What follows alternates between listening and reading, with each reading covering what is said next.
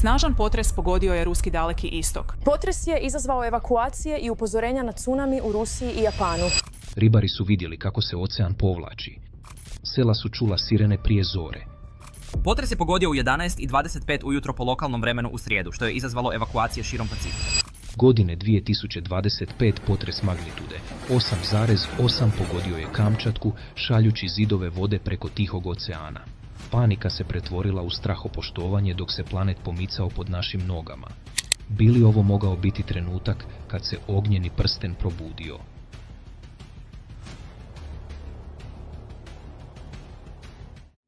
Udarna sila čula se širom svijeta. U ranim satima 29. srpnja 2025. podrhtavanje je počelo duboko ispod ledenih voda kod ruskog poluotoka Kamčatke.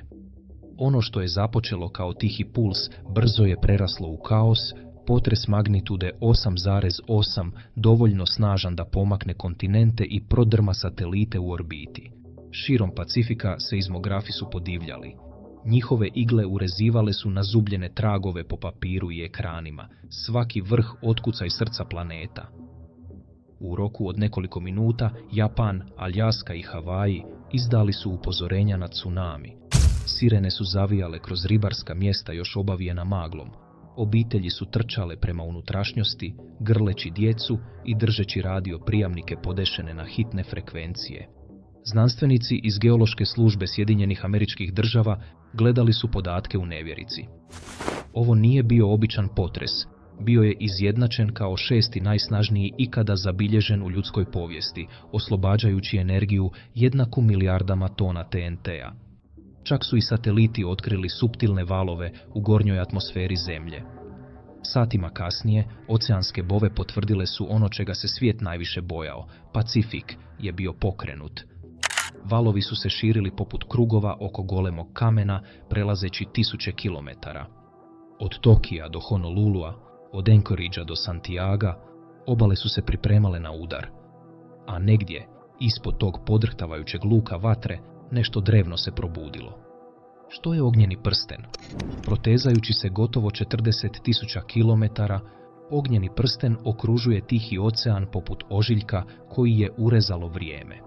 Od zaleđenih aleutskih otoka na Aljasci do pušećih otvora Novog Zelanda označava nemirnu granicu gdje se zemljine tektonske ploče sudaraju, zarivaju i tope. Ispod njegove površine rastaljena stijena se vrti u tišini, čekajući da pritisak pronađe slabost. Više od 75% aktivnih vulkana na planetu uzdiže se uz ovaj rub, a gotovo 90% svih potresa dolazi iz njegovih rasjednih linija. To nije jedan rasjed, već lančana reakcija zona, nazca filipinska, pacifička i indo-australska ploča koje se neumorno taru jedna od drugu. Za milijune ljudi koji žive uz te rubove, život je krhka ravnoteža između ljepote i opasnosti. Plodno vulkansko tlo hrani cijele nacije, dok isti ti planinski lanci koji donose život mogu preko noći uništiti gradove. U Japanu, Indoneziji, Čileu i na pacifičkom sjeverozapadu ta napetost određuje svakodnevicu, gdje je samo tlo živo. Potres na Kamčatki nije bio usamljen ispad. Bio je to podsjetnik s vatrenog prstena da se planet ispod nas i dalje stvara, preoblikuje i obnavlja. I tada su znanstvenici počeli primjećivati nešto čudno, previše se vulkana budi istovremeno. 47 plamenova, trenutno stanje erupcija. U tjednima nakon potresa na Kamčatki, znanstvenici su promatrajući svijet uočili uzorak koji je zapanjio. 47 vulkana, od ledenih vrhova Aljaske do parom obavijenih kratera Indonezije, eruptiralo je ili pokazivalo znakove intenzivne aktivnosti. Broj nije bio bez presedana, ali je nedvojbeno bio visok, a tajming je djelovao jezivo. U globalnom vulkanološkom programu pri Smithsonian institutu istraživači su usporedili podatke sa satelita s opažanjima na terenu. Očitavanja su bila stvarna.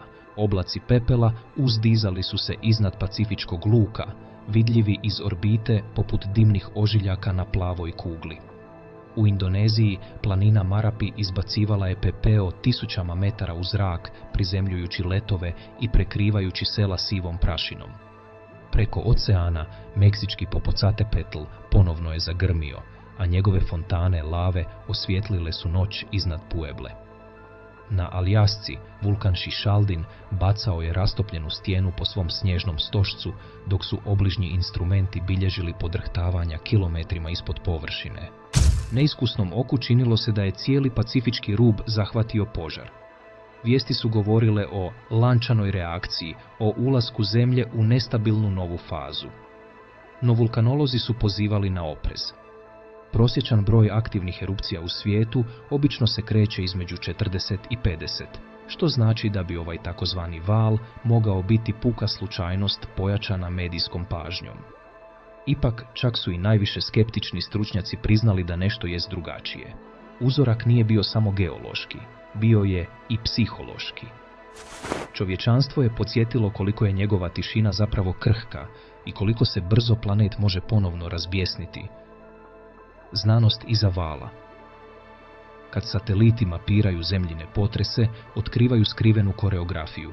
Svaki potres, svaka erupcija dio su složenog sustava kojim upravlja spori otkucaj planeta, tektonske ploče.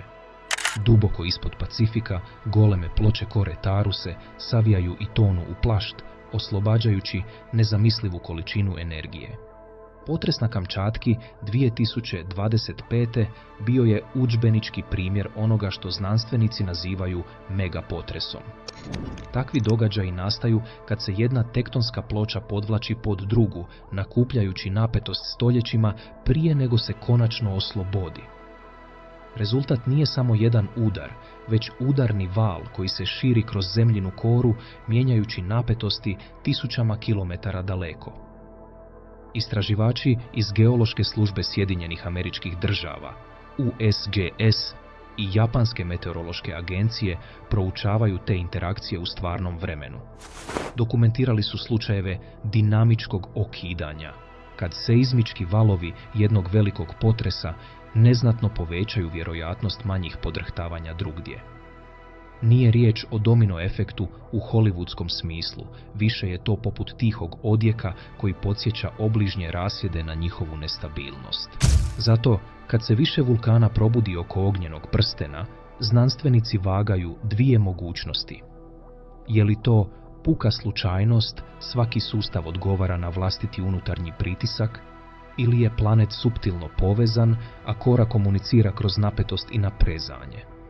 Odgovor, kažu, leži negdje između. Zemlja nije u kaosu. Ona je u pokretu koji jedva razumijemo, ali koji nikad ne prestaje. Lažne uzbune i stvarne opasnosti. U trenucima panike, granica između znanosti i straha postaje mutna. Kako su se vijesti punile pričama o 47 eruptirajućih vulkana, javna se tjeskoba pojačala. Društvene mreže raspirile su buru, karte su sjajile u crvenom, naslovi su vikali o planetarnoj lančanoj reakciji, no unutar observatorija znanstvenici su razdvajali buku od stvarnih signala. Uzmimo planinu Spur na Aljasci. Nekada smatrana uspavanom, iznenada je privukla pažnju krajem 2024. kada su emisije plinova porasle, a tlo počelo bubriti. Instrumenti su zabilježili duboka, ritmička podrhtavanja, znak kretanja magme. Tjednima su se mještani pripremali na erupciju koja nikada nije stigla. Pritisak je popustio, a vulkan se vratio u nemirnu tišinu. Za stručnjake, Spur nije bio neuspjeh u predviđanju. Bio je podsjetnik na to koliko je zemljina kora zapravo živa. Nije svaka vibracija znak katastrofe, ali svaka vibracija ima značenje. Diljem svijeta vulkani se neprestano napuhuju, ispuhuju, ispuštaju plinove ili tiho ključaju skriveni ispod mora. Izazov za znanstvenike nije otkriti aktivnost, nego je protumačiti. Svaka planina govori drugačijim jezikom seizmičkih impulsa i sumpornih para.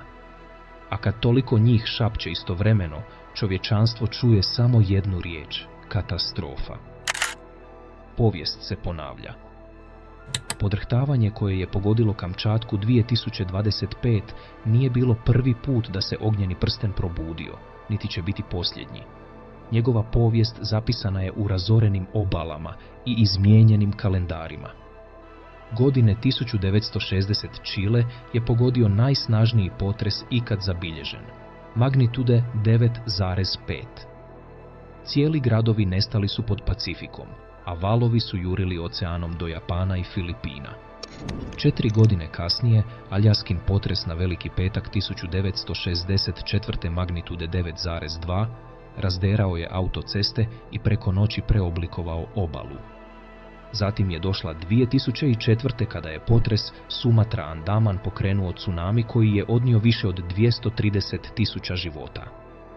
2011. japanski potres Tohoku, magnitude 9,1, zatresao je planet toliko snažno da je NASA kasnije potvrdila kako je pomaknuo zemljinu os za nekoliko centimetara i skratio dan za nekoliko mikrosekundi. Svaka od tih katastrofa nosila je isti potpis. Zone subdukcije koje su se pomicale preko svojih granica, planet koji se savijao pod vlastitom težinom. Ti događaji nisu bili slučajni, bili su odjeci ciklusa starog milijunima godina. Zato kad se Kamčatka ponovno pomaknula, seizmolozi nisu vidjeli slučajnost. Vidjeli su kontinuitet. Ognjeni prsten progovorio je svojim drevnim jezikom pritiska i oslobađanja, a čovječanstvo se prisjetilo koliko je naša tišina kratkotrajna. Ljudska cijena i skrivena mreža. Za one koji žive uz ognjeni prsten, podrhtavanja nisu vijest. Ona su način života.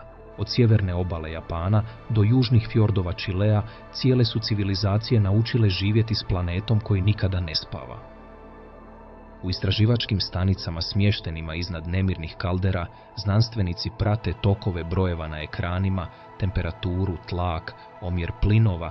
Svaki nagli porast mogao bi biti prvi znak buđenja. Pacifički centar za upozorenja na tsunami na Havajima povezan je sa satelitima, bovama i seizmometrima u stvarnom vremenu. Kad je potres pogodio Kamčatku, ta se mreža aktivirala unutar nekoliko sekundi, podaci su putovali kontinentima brže od samih valova. Ali izvan laboratorija i zapovjednih centara, ljudske priče odvijaju se tiho. Ribarima na obali Hokaida i dalje u ušima odzvanja zvuk sirena prije zore. Obitelji na Aljasci drže torbe za evakuaciju kraj vrata. U Čileu školska djeca redovito vježbaju evakuaciju pod sjenom vulkana čijih se imena još uvijek sjećaju njihovi djedovi i bake. Za njih znanost nije nešto daleko, ona je preduvjet opstanka. Most između kaosa i smirenosti. Svako očitanje, svaka sirena, svaka minuta upozorenja može značiti razliku između razaranja i preživljavanja. A dok se kriza 2025. odvijala, jedno je pitanje ponovno počelo odjekivati u tihim kontrolnim sobama i prepunim lukama. Čeka li nas nešto veće? Čeka li nas veliki? Svaka generacija postavlja isto nelagodno pitanje. Kada će nas pogoditi sljedeći zaista kolosalan potres? Uzduž zone subdukcije Kaskadija, koja se proteže od sjeverne Kalifornije do Britanske Kolumbije, znanstvenici znaju da odgovor nije hoće li se dogoditi, nego kada. Ispod hladnog Pacifika, ploča Juan de Fuca podvlači se ispod Sjeverne Amerike, nakupljajući napetost stoljećima. Geološki dokazi pokazuju da je 1700 ovaj rasjed oslobodio potres magnitude 9,0, toliko snažan da je poslao tsunami preko Pacifika, koji je nekoliko sati kasnije udario Japan. Morsko dno je u trenutku palo za nekoliko metara. Obalne šume potonule su pod more. Danas GPS senzori pokazuju istu sporu kompresiju kako se ponovno nakuplja, milimetar po milimetar. Budući događaj u Kaskadiji mogao bi biti preslika potresa Tohoku 2011. Potonuće obala, podrhtavanje gradova i promjena zemljine rotacije za nekoliko mikrosekundi. Ovo nisu apokaliptične fantazije. To je fizika koja samo čeka oslobađanje. Ali prava je zagonetka, nije li vrijeme, već razmjer. Hoće li sljedeći lom stati na jednoj granici ploča ili će se napetost proširiti, budeći druge duž ognjenog prstena? U očima znanstvenika planet šapuće. Pitanje je slušamo li dovoljno pažljivo. Ognjeni prsten gori, spava i ponovno gori. Svaka erupcija iznova piše priču planeta i našu. U ritmu potresa i tišine zemlja govori jednu istinu. Stvaranje uvijek ima cijenu. Vatra nikada ne umire. Ona samo čeka.